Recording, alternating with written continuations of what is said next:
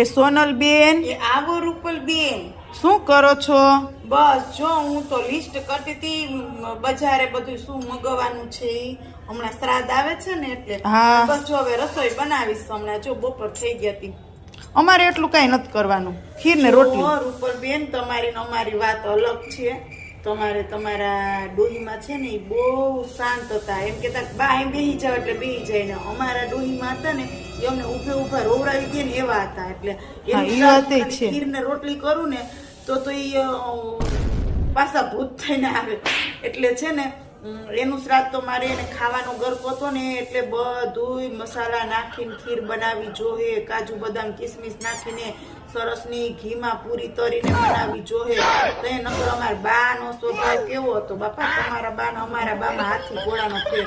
જીવતા હતા તો ખાલી એક વખત એલચી ભૂલાઈ ગઈ તો મને ઊભી રોવડાવી નાખી. તો બધા મરી ગયા પછી શું કરે એટલે